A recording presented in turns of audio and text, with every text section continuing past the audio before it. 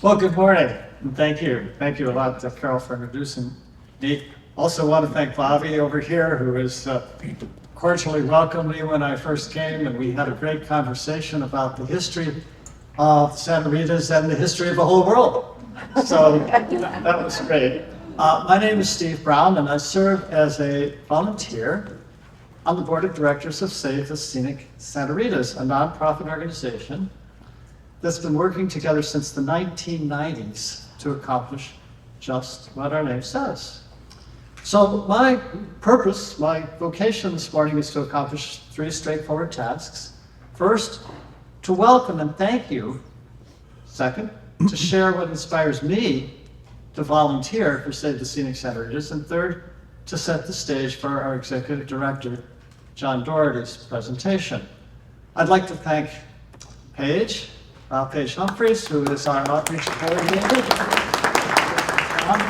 And I'd also like to thank all of the volunteers. We have more than 3,000 members.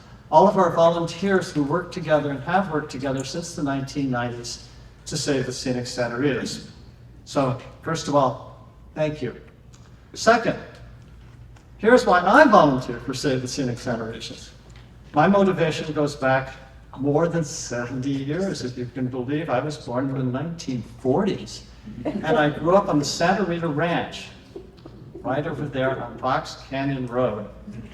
I graduated from the Continental School when it was still a three-room schoolhouse, and from the time I was a toddler in cowboy boots, bringing lunch out to the cowboys with my mother, I spent countless hours on horseback and afoot in the Santa Rita's and on the Santa Rita Experimental Range. So the Santa Rita's are the ground beneath my heart. That's what gets me up every morning and what gets me writing. That deep sense of relationship with the Santa Rita's, in one form or another, is shared by our membership. And it's probably shared as well by many of you. They're beautiful, but they're more than beautiful. So my third task is really to spark your imagination. Here's my invitation to you. We're saving the Scenic Santa Rita's from exploitative mining. But I want you to imagine also with me what we're saving the Santa Rita's for. We're saving them for recreation. We're saving them because they are sacred to the Tahana Atam people. We're saving them as a possible UNESCO World Heritage Sky Island, World Heritage Site, or simply as a place where people can go for some peace and quiet and renewal in the midst of these somewhat crazy times. So that's my third task, is to inspire you to imagine in your own mind what we're saving the Santa Rita's for. And that completes my third task. So now it's time to introduce John Dougherty, our executive director.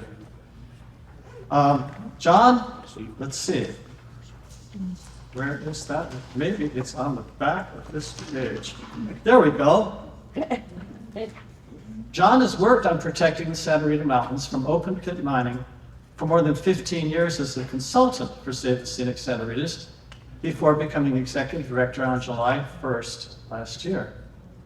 During this period, he's produced two documentary films, Cyanide Beach and Flim Flam Flim Flam, that revealed the notorious hidden history of two Canadian mining companies seeking to extract copper from these mountains. John has been an investigative reporter for more than 25 years, worked with the Phoenix Gazette, East Valley Tribune, Dayton Daily News. His work has appeared in the New York Times, the Washington Post, and High Country News. John moved to Tempe, Arizona from Fairfax, Virginia in 1974 to attend Arizona State University, where he graduated with a BS in journalism and a BS in economics. And John is my friend and our friend, and Paige and John and all of our team work together to save the Scenic Santa Rita's. So I'll turn it over to John because he knows a whole lot more of the details than I do. Thanks again for being here.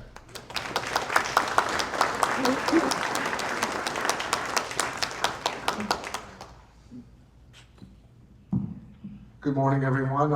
I was here a couple weeks ago for the HUD Bay presentation, and I think he showed 3 slides. I'm going to show a lot more. And I'm a firm believer of there's never too much information, but if you get overwhelmed, you can ask me any questions afterward. We're going to have a Q&A when we're done here, but it's going to walk you through slowly some very important issues that have not been reported in the press and certainly have not been shared by HUD Bay. So I'm going to start off here that, as Steve mentioned, we believe this is an unconscionable assault that should never have happened in this area. This is the Sonoran Desert. This mountain is a watershed of renewable water. And to destroy a sky island is just unbelievable and irresponsible to the hilt. I'm going to discuss today a massive groundwater depletion, 40,000 heavy trucks, and HUD Bay's ugly legacy. And as you saw this photo before, this is the southern part of the Santa Rita Mountains, but it's a spectacular shot. It's all in one mountain range, and HUD Bay's already staking claims down in that area towards Madeira Canyon. So don't think they're going to stop. If we can't stop them, they're going to go from one end of the Santa Ritas to the other. That's how mining companies work. The Santa Ritas are a biodiversity gem. Here we have El Jefe, the most famous jaguar in the world. That's an example of how important the flora and fauna is in this mountain range. It can support large mammals like a jaguar. Pretty impressive. These are also sacred grounds, as Steve mentioned. 10,000 years of indigenous history. The Tohono O'odham, the Paspanyaki, and the Hopi have fought this project in numerous federal lawsuits and have been very successful. That's why the mountain the mining is now on the west side. It used to be on the east side primarily. And the Santa Rita Mountains serve as a watershed, particularly on the eastern front. They drain into Davidson Canyon that feeds Scenic Creek, and it forms a vital ecological system in southern Arizona.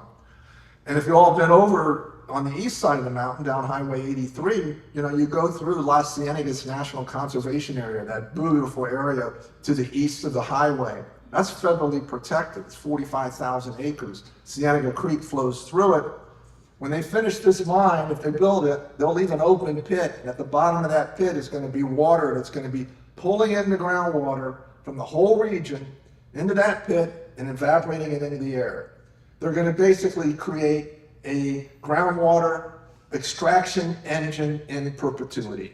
That's how responsible these guys are. And as I just mentioned, there's nothing responsible or sustainable about what HUD Bay intends to do to the Santa Rita Mountains. This is what they intend to do. That's an aerial photo we took a couple weeks ago of the open pit just west of I-19, one of the existing mines. That's on the desert floor. But they're going to do this to the mountain itself. So this beautiful mountain range that you can look out from your windows and see right now, they're going to turn it into this. And a series of pits, not just one, 4 at least. Who is HUD Bay? They're based in Toronto, Canada, but their history comes from northern Manitoba, the small town of Flin Flon, about 400 miles north of Winnipeg. They've been around about 100 years, and they've got a pretty notorious history up there I'll get into later. But what this mine would be, a series of open pits, would be about the 4th largest open pit mining complex in the United States. Big. This is a little overview. You can see Copper Road down here. It's on both sides of the Santa Ritas. It kind of splits it. Corona de Tucson to the north, Quail Creek.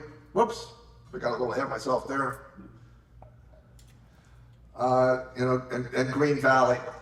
The main road that goes to Copper Road bisects the Santa Rita Experimental Range. So from Quail Creek, when you look up to the northeast, you have this beautiful unobstructed view heading all the way up to the mountain. That's going to change if this thing goes through. One thing that they're not telling you, there's going to be a 138 kilovolt high tension power line running along the Santa Rita Road all the way out to the mine. That's going to obstruct your view immediately. And the other thing the town of Sarita is completely covering up is the Tucson Electric Power Company right now wants to extend 138 kilovolt power line from here, oops, from up in this area, due south, and it's going to hook in just north of Quail Creek, where by just happenstance, Hud Bay Minerals is building a transfer station for what? 138 kilovolt power line. At the January meeting of the town council, the mayor said to the TEP representative, and I quote, "This power line has nothing to do with Hud Bay, does it?" And the TEP guy said, "No, no. Well, they're going to be next door. They connect to it. The power line project is being built for Hud Bay. They don't want to talk about it. But it's going to impact your view." This is an aerial of the site. You can already see that there's been a lot of destruction along here. And this is from about a year ago. These areas here is where they're going to dump the tailings, extend it up towards Dougherty, Tucson to the north.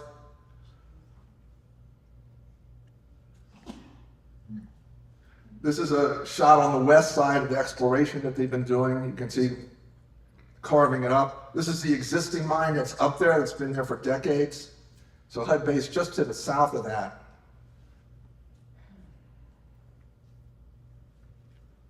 So basic key facts you need to understand as we go into the presentation. We're going to talk a little bit about acre feet. An acre foot is kind of like a light year. There's so many gallons of water that we're talking about being used for this mine. They break it down into acre feet. It's something farmers talk about, miners talk about, municipalities. But 1 acre foot's equal to 325,851 gallons. It's a lot of water. It comes about because that's how much water is in an acre if you covered a foot deep. That's an acre foot.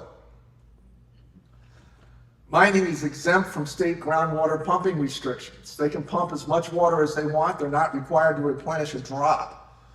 Hud Bay currently has a permit for up to 6,000 acre feet a year, but that can be amended. They just send in a little piece of paper, say kick it to 10,000, they rubber stamp it, and they go, "Thank you very much." Mining is completely exempt from a lot of regulations, state and federal regulations. So when the mining companies say, "Whoa, we're heavily permitted and we have all this," it's a green light, folks. These permits are generally a green light. Exactly. What is the Central Arizona Project? I figure a lot of people probably know, but some of you probably don't know. The Central Arizona Project is a very critical part of this whole puzzle. It's a canal that brings Colorado River water to Maricopa, Pinal, and Pima counties. It terminates just up here at Pima Mine Road, west of I-19. That's where it ends. You can see here it picks up out at Lake Havasu on the Colorado and comes all the way across. It's 336 miles. It's an incredible project, really. It moves a tremendous amount of water, and it has been the lifeblood in Arizona for many decades now. You all have been reading about what's going on in the Colorado River, right? Long-term droughts, drying up the river. There's major reductions. There's huge concern that there's not going to be any water coming through the CAP. And this is very important as far as Hud Bay's plans. This was in the Daily Star in January. Dire Colorado River outcomes may be unavoidable. And in fact, earlier this month, the lower basin states, and that's Arizona, California, Nevada, agreed to collectively reduce water use from the Colorado River by at least 3.2 million acre feet through 2028. The mandatory reductions each year include 760,000 acre feet for Arizona. That's a lot of water, and that's going to put a pinch on how much water can come through the CAP. And the CAP water is critical to Hud Bay's plan. So I'm going to get into the meat of the presentation here. It's basically the tale of two pipelines that impact Saudita area. Hud Bay has two critical water pipeline agreements, one with the town of Saudita and the other one with Community Water Company. Neither one of these entities, the town or the water company, really like to talk about this too much. But the fact is, the town of Saudita is in a critical role of the future of this mining project. But members of their town council do this, look the other way. Here's the agreement in 2013. It's called the Saudita Rosemont Right-of-Way Encroachment Agreement. But HUD Bay purchased Rosemont in 2014 and assumed obligations to this agreement. And the agreement provides Copper World access to the Santa Rita Road to install their linchpin water pipeline. And that's this red area here. This is the Santa Rita Road, and this is the right-of-way they have.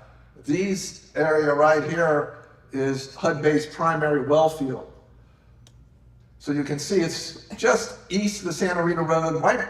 It's wedged in between Sarita Heights to the east and the Santa Rita Road to the west. This is their primary pumping area. And the reason why they put it there, it's right next to the Santa Cruz River. So they know that's where the most of groundwater is available, is in that area. So they want to take the water, run it down this right-of-way along the pipeline, extend it down here to a second well field down here called San Rita South. The pipeline will extend down here and cut back over along the Santa Rita Road and go out to the mine site. In exchange for allowing them to have the right-of-way to the Santa Rita Road, HUD Bay agreed to recharge 105% of the groundwater it pumps with Colorado River water delivered from the Central Arizona Project Canal. So you already can see the problem there, right? Yeah. Colorado River going down, CAP not bringing as much water, they got to get 105% to recharge what they take. And the CAP water must be recharged within a defined area encompassing Sarita and Green Valley. And HUD Bay must provide annual reports to Sarita about groundwater pumping from both of their well fields and CAP replenishment. This is a map that shows where the groundwater must be recharged within this area, this circle here. It's basically Pima Mine Road up to the north, and down here where Duval Mine Road intersects with Nogales Highway. This is the recharge zone where the water is supposed to go, okay? Now we did a little investigation because that's kind of my hobby. I did it for 25 years and I can't stop. And it turned out that HUD Bay did not report that they were pumping groundwater from their wells in 2025. HUD Bay failed to tell the State Department of Water Resources they were operating those wells. And we decided to tell the town of Sarita. We figured you guys might want to know about this. HUD Bay failed to file required pump reports. The state records we obtained show HUD Bay pumped 10 million gallons of water from these two well fields that are part of the agreement. HUD Bay did not disclose the pumping to the town of Sarita. And HUD Bay has not provided evidence that they use CAP water to recharge it to the town of Sarita. So I sent a letter to the town of Sarita on April 16th to the town manager saying, hey, you guys got some problems here with these guys. They're not telling you what they're supposed to be telling you. And we asked them to investigate their actions and enforce the 2013 agreement, including refusing to issue permits to install the water pipeline. Look, if HUD Bay said they're going to recharge 105% of the water using CAP water, and you guys are pulling the water out and they can't show they recharged it, don't issue them a permit to put the pipeline in. And really the long-term critical question to the town of Sarita is, can HUD Bay prove that they can recharge 105% of the water they're going to pump from this mine with CAP water? If not, they should never issue the pipeline permit. This is something Sarita does not want to talk about. 8 days later, after I sent the letter to the town raising this issue, this ad appeared. And this is what we passed around to you. So, and there's more copies up here. That flyer right here, it has our letter that we sent to the town of Sarita, and it has HUD Bay's Tom Murphy's response. Now, if you notice on that photograph there, at the bottom, you see that HUD Bay Minerals logo. So we believe HUD Bay paid for this. And you'll see that the mayor, it's not his picture, right? That's not Mayor Murphy. That's the town council chambers.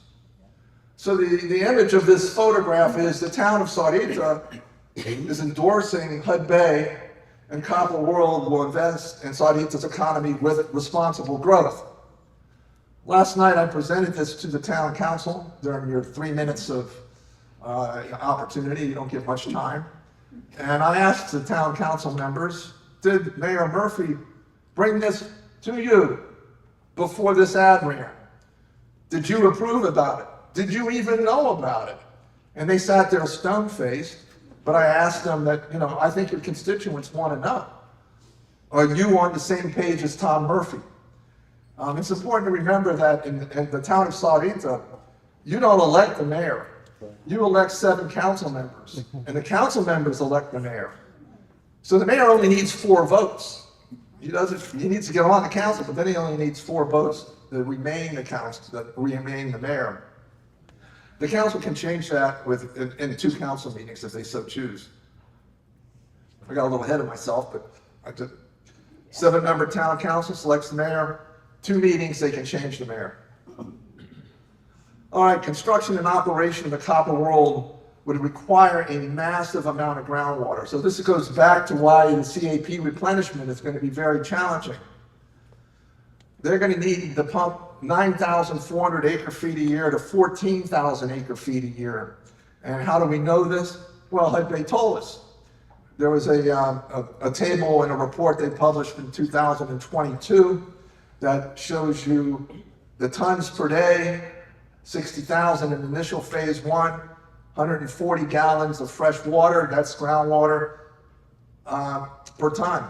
You multiply it out, 9,400 acre feet a year, and in phase 2, they're going to increase the capacity from 60,000 tons per day to 90,000, and so the next thing you know, phase 2 will be much bigger and pump 338,400 acre feet over phase 2. Total groundwater consumption over 44 years, 526,400 acre feet of water. From our rough calculations, and rough because I'm not a hydrologist, but you can look at the groundwater depletion right now. The table's fallen 2 to 3 feet a year. This is probably going to increase that rate of depletion by another 2 to 3 feet, the pumping. Mining here already sucks up a huge amount of your water. The majority of water is going to mining operations. Okay, so how much water is HUD Bay saved, CAP water? 47,810 acre feet. So again, they're going to use 526,400, and they've got 47,000 that they've purchased. It's a pretty big unbalance, it's less than 10%. And none of this water is stored within the Sarita groundwater replenishment area. None of it. Nearly all the water has been stored in Marana, more than 40 miles north of Sarita. 46,127 acre feet has been recharged at the Lower Santa Cruz Recharge Project in Marana, and only 1,683 acre feet at the Pima Mine Road Recharge Facility. That's just north of Sarita. You're going up Nogales Highway and you cross Pima Mine Road. If you look over to the left, you'll see a little risers in the ground. That's a recharge area.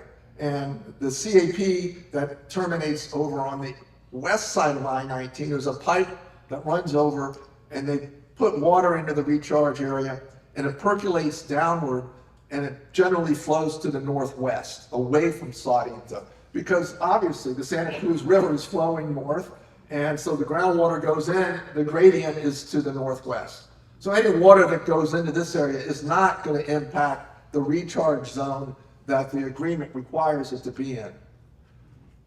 So since HUD Bay purchased Rosemont in 2014, they've bought 2,810 acre feet of water.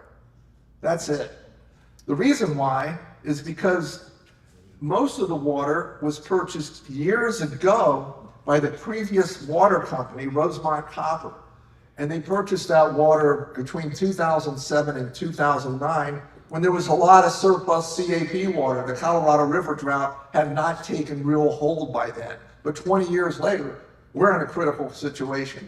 So HUD Bay, even when they had the opportunity to buy water since 2014, they only purchased 2,800 acre feet. That's enough for a couple months of operation. So HUD Bay's legal obligation to recharge 105% of the groundwater it will use beneath Sarita, Green Valley, appears impossible to meet. 526,000 acre feet of withdrawal, no water stored to date in Sarita, future available CAP water is unknown, but sharp reductions are expected. So that's pipeline number one, okay? It hasn't been installed, but the town of Sarita is in the driver's seat of whether it gets installed or not. Pipeline number two is Community Water Company's pipeline agreement, again with HUD Bay. Community Water Company serves about 24,000 folks in Green Valley. Their operations are just to the west of here, generally speaking. Community Water Company started an effort called Project Renews almost 20 years ago. It's to bring a pipeline from the terminus of the CAP up by Pima Mine Road, west of I-19, a pipeline across Pima Mine Road, then down Nogales Highway to these basins that are just to the northeast of here. It's basically where Continental Road and Nogales Highway split. It's just in that general area there where they want to build these recharge basins. CWC has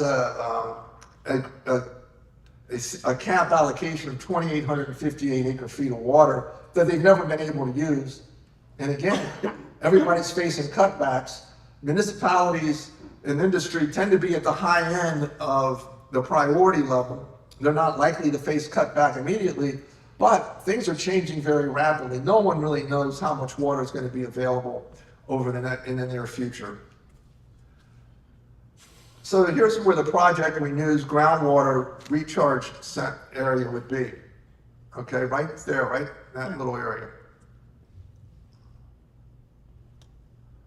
CWC and HUD Bay signed a joint venture agreement about 10 years ago. And HUD Bay agreed to pay $30 million for construction of the project, the pipeline, and including the recharge basins. And this is right out of HUD Bay's annual report a couple years ago. And I put in the future in red. Recharge in Sarita and Green Valley area will be achieved through Project Renews, our joint venture with the Community Water Company in Green Valley. The pipeline that's coming down has got a lot of capacity, so HUD Bay could theoretically, if they build this thing, bring CAP water in that pipeline and recharge it in those in the recharge ponds. But the project is stalled. It's only 20% complete. CWC now says it may be completed in 2028, but that may be too late to tap into this kind of CAP allocations. It's increasingly uncertain that Project Renews will ever be completed. But HUD Bay's kind of got themselves in a little bit of a pickle here. But first we'll discuss CWC's conflict of interest. So CWC has a contract with HUD Bay Minerals on one hand to bring water to the town, but HUD Bay Minerals is going to pump the groundwater from beneath the community that CWC serves. So CWC is kind of like, we're in this, difficult position where, we have to rely on HUD Bay to bring us water, but if they don't, HUD Bay starts pumping, what happens? There was a community meeting that CWC hosted not too long ago in November, and it was to discuss groundwater conservation. We sent out flyers a mailer to people who lived in the CWC service area, and we encouraged them, well, go to the water conservation meeting and ask CWC, well, how's this Copper World project going to impact conservation? These conservation measures, they talk about low drip, gardening heads, controlling your water in your house, which is all important. It's all important, but it's really, really minor compared to where the line's going to pump. More than 150 people showed up for the meeting, and people tried to ask questions about, the Copper World project, and CWC did not want to talk about it. At one point, a gentleman asked, do you support Copper World? And CWC General Manager Arturo Galvedon, in response to the question, and I'll play you the exchange. Do you support Copper World? Do I support? That has nothing to do with the price of anything, because you know what? You know what? No, it doesn't. Calm down, please, sir. Did that work? Yeah. Okay. All right. So you get the impression that he didn't want to talk about it, right? What his demeanor is ridiculous. But for Project Renews, this is a public relations coup. This project is being constructed at no cost to community water members. Hud Bay Minerals, developer of the Copper World project, is funding construction. It's part of their commitment to Community Water Company to provide water recharge in the Green Valley Sahuarita area. Hud Bay is proud to be addressing the issue of water pumping in our area as part of its development. Okay, well, they've only paid 20% of it so far. So Hud Bay has a dilemma. The Sahuarita pipeline agreement requires Hud Bay to replenish 105% of the groundwater it pumps with CAP water. This will require Hud Bay to finish Project Renews to transport CAP water that is stored elsewhere to Sahuarita. But Hud Bay only has enough CAP water for less than 6 years of mining operation. And future CAP allocations are facing enormous reductions. Where will Hud Bay get CAP water to meet the 105% recharge requirement? And should the town of Sahuarita agree to put the pipeline in until you can prove that you have 105% of that water for the life of the mine? Why should we let you start on something that can only go for a few years? And so when I was here, a number of you were probably here when Hud Bay made their presentation, I was very interested to hear that Jerry Bustamante said that Hud Bay could purchase water from an Indian tribe. I think a number of you probably heard the same thing. And he said that they could purchase stored CAP water from the Gila River Indian community. Well, the Gila River Indian community is up by north of Casa Grande, south of Phoenix, and they do have a lot of CAP water. They have one of the largest CAP allocations in the country, or in Arizona. But as we mentioned at the top, the Santa Rita Mountains, and I'm not going to try even to say Siwa Dog, but Log Mountain to the Toa'atan, it's a deeply significant traditional cultural place in Arizona. As I mentioned earlier, a number of tribes have been fighting this for a long time because they don't want this mountain destroyed. Don't mess with your lifeblood, which is water. The tribes are adamant against this. So Hud Bay's CAP plan now relies on a tribe that is willing to sell CAP water that would destroy a mountain sacred to other tribes. I certainly would not want to be Hud Bay at the table there trying to work that deal, because you're asking one tribe to betray another tribe. But that's where they're saying they're going to get their CAP water. So right now, Hud Bay does not have any kind of commitments with anyone to bring in the sufficient amount of water, 500,000 acre feet of CAP water, to cover the amount of water they're going to pump from this aquifer right here. And the town of Sahuarita is the critical point of attack for us at this point. The town of Sahuarita, by the way, has an election this year. There's 3 seats up. The campaign has begun. I encourage you to engage. Now, the second thing I'm going to talk about here is the trucks. Oh, that's... And Hud Bay is in a very interesting situation. The Copper World mine must exclusively rely on trucks because there's no rail connection. And that's because it's on the east side of the Santa Rita Experimental Range. The only way out there is along a dirt road. But they decided they're going to build their mine over on the west side. Now, a little background. Originally, this mine was going to be built on the east side of the mountains at the Rosemont pit. So it gets confusing sometimes. This fight used to be against Rosemont, and the pit was on the east side. That project got stopped by a federal court order a few years ago, and so Hud Bay switched their operations over to the west side and renamed the project Copper World, which still includes Rosemont, but all their mining operations are going to be on the west side. So suddenly, this community became ground zero for the trucks. The trucks before were going to come down Highway 83 and south towards Patagonia or up towards Vail. Now they're going to come right up the Santa Rita Road, right to Sarita Road, right out to I-19. Hood Bay hasn't released Copper World's traffic plan, even though they're very close to making a final decision, the board of directors, to approve the mine. They still haven't released a traffic plan. But federal environmental studies from the Rosemont mine provide the basis for a reasonable estimate. And I'm going to take a little quick segue here. The current administration is trying to eviscerate federal oversight, federal regulations that control mining, or try to control mining. But the reason why these regulations are there is to provide the public with crucial information so you know what's going on. And one of the things that needed to be required when the Rosemont pit was the main mining site was to go through the National Environmental Policy Act, which requires a lot of studies. And one of the studies they did was a traffic study. And so from that traffic study from 2012, you can figure out basically how many trucks they got to run this time. It's the same kind of process, an open pit sulfide mine with a copper concentrator that needs a certain amount of trucks coming in and going out every single day to operate.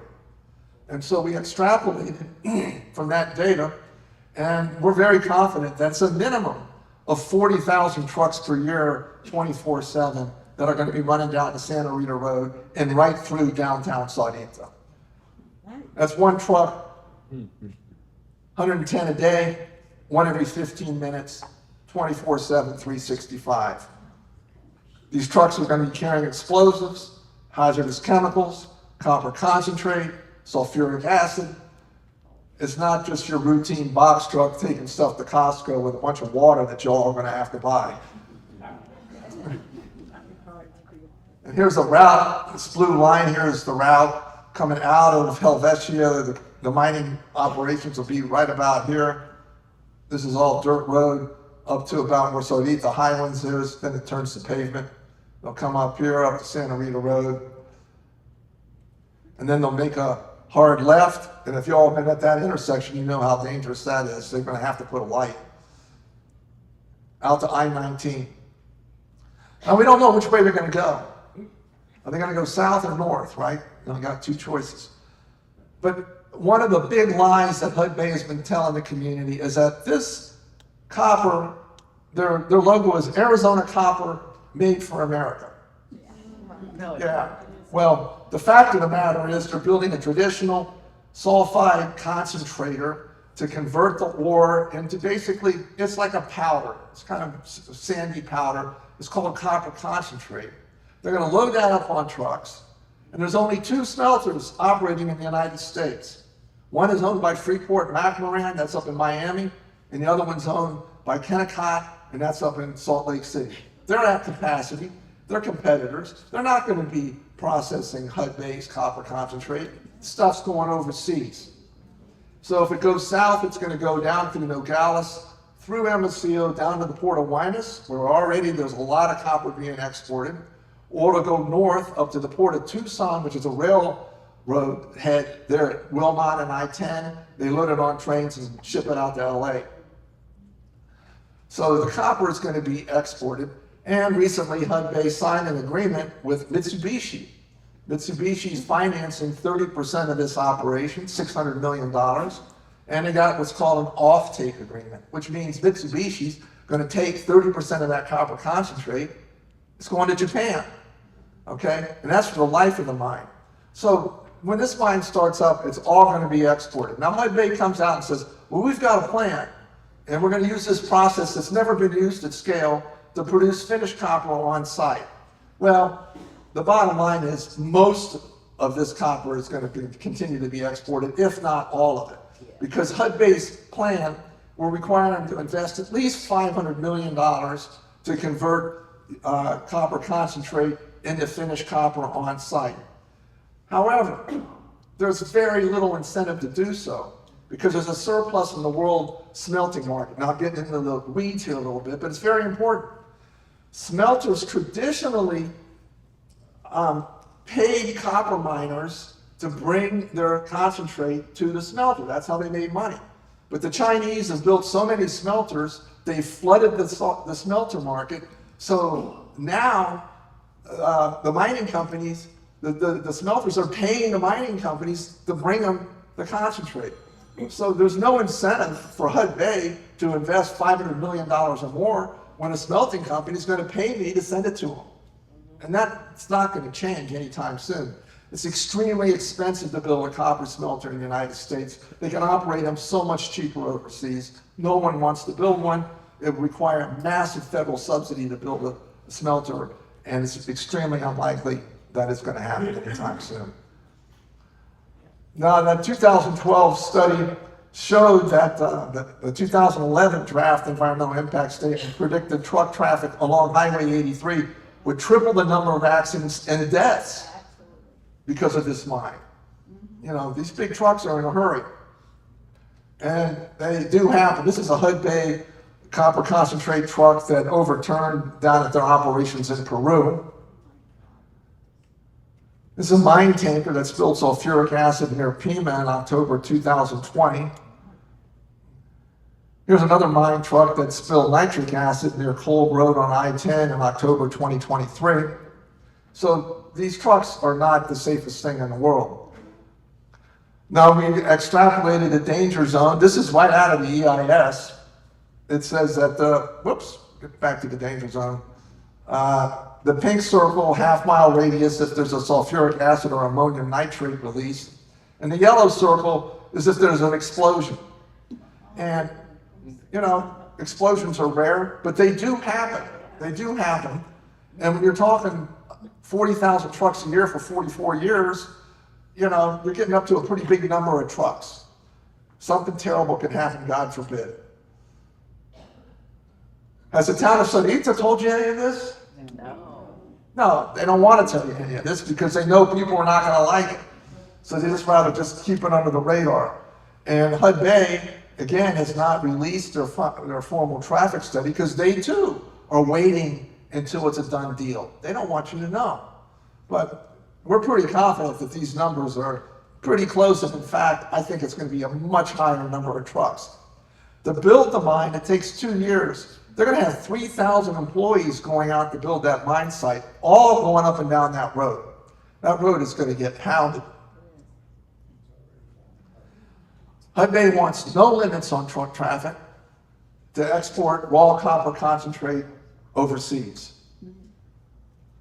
So misleading the public is a minor transgression for Hudbay. That's just how they operate, folks. There's a kind of a saying that we have, if a mining company's lips are moving, they're lying. And I'll be frank about it. I've seen it over and over and over again. So I'm going to talk a little bit about their legacy.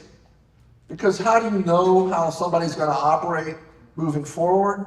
You look to what they did elsewhere, right?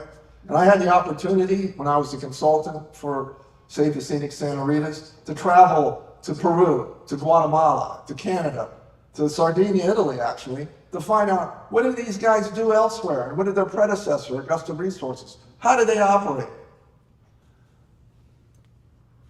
So in Canada, they operated a smelter, and it was one of the dirtiest smelters in Canada. The company didn't disclose heavy metal contamination caused by the smelter in Flin Flon. They just hid it. And I interviewed a former town council member in Flin Flon a few years ago, and here's what he had to say. The first year, the story came out, nobody in town knew it was happening. The Hudbay kept it quiet. They came to us and said they weren't going to keep it quiet anymore. They will be the first to know. Unfortunately, we weren't the first to know the next year, and it came out again. So they'll just say one thing. It doesn't mean anything. That's in Flin Flon. Now it gets a little more gruesome when you go down to Guatemala. In Guatemala, the Mayan Quechua were in a pitched battle with Hudbay over a nickel mine that Hudbay was trying to push people off their land to extract nickel down there. They owned this mine, and it was a big conflict. And this is an attorney who represented some victims of Hudbay in a lawsuit. We represent 13 Mayan Kekchi from Guatemala in 3 related lawsuits against Hadbay Minerals. First one is regarding the death of Adolfo Each, who was hacked with machetes and shot in the head by mine company security personnel. The second lawsuit is brought on behalf of Herman Chub, who's a young Guatemalan father. He was shot the same day as Adolfo Each, also by mine company's security personnel. The bullet tore through his shoulder and through his lung and smashed into his spine, and the bullet's still there today. You can see it on the x-rays. And he's paralyzed from about the chest down. And the third lawsuit is brought on behalf of 11 Kekchi women who were gang raped by mine security personnel and police and military during an eviction of their village in 2007 when the mine was owned by Sky Resources, which was later purchased by Hadbay Minerals. So Hudbay assumed Sky Resources liabilities, including the gang rape allegations, when it purchased the mine in 2008. But the shootings were when Hudbay owned the mine.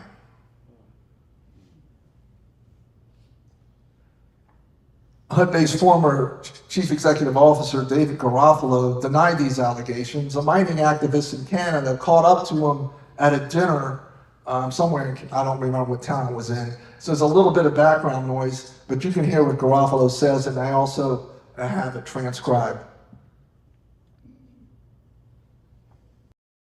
I reiterate, those allegations are absolutely without basis. We deny them categorically.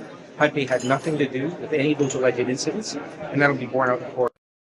Hudbay had nothing to do with any of those alleged instances, and that will be borne out in court. That's the CEO of Hudbay. I'm going to go back to the attorney who represented these folks. So unfortunately, Hudbay has dealt with this entire incident and the lawsuit as a PR problem rather than an actual human problem. If there's anything that they can deny, they do deny it until they can't deny it anymore. No, this is very important. What he said there is, unfortunately, they don't look at the incident. They see it as a PR problem. And that's what Hudbay is doing to this community. They're giving the problems that they have, they're trying to mask it over by using public relations and saying things that are not true, or ignoring the issue, or kicking the can down the road. So what happened down there in Guatemala? Well, in July 2021, the security chief that murdered Adolfo Each and shot Herman Chub pled guilty. I did it. It was a pretty big story. It was an international story. So Hudbay now is in a position, well, our guy just admitted that he actually did kill him after we said, he had nothing to do with it.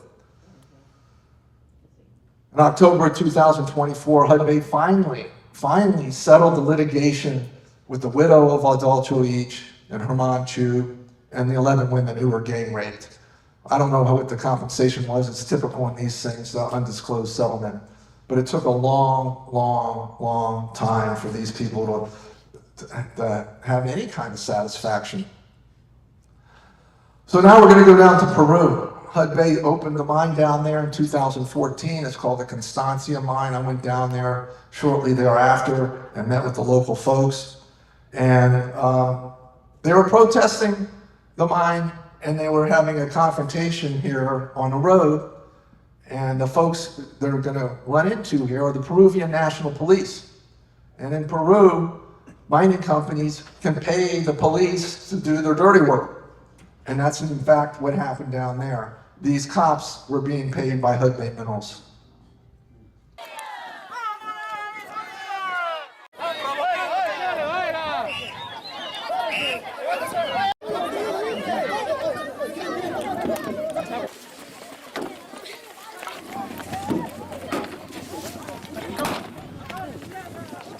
Nos está rodeando la policía.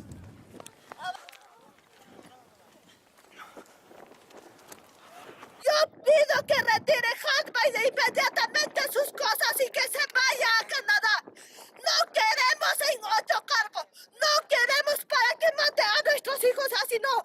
Para que nos maltrate así, no queremos a Hudbay. As you can see, the folks are not pleased with Hudbay. And I interviewed that woman later, and she had received a huge bruise on her arm from when you saw that billy club come over. She was the one who was hit. So how did HUD Bay handle this? This was in 2014, and this is what HUD Bay states in the 2014 annual report. There were no reports of human rights violations or violations of rights of indigenous people in 2014. That's how they handle it, PR. But it's not the truth. So the conclusion here is, Sarita's community leaders, your elected officials, are supporting HUD Bay's development of Copper World. Yet at the same time, they're telling me there's nothing we can do. We have nothing to do with it, but we're supporting it. That doesn't make sense, but we know they got the Sarita pipeline agreement. The town of Sarita has absolutely central control over whether this mine is going to have the water to operate. Your leaders are failing to disclose the massive groundwater depletion that's coming to the community.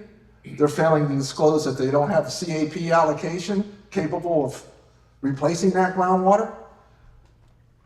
They're failing to disclose the 40,000 trucks or more that are going to come to Copper World up and down the Sarita Road.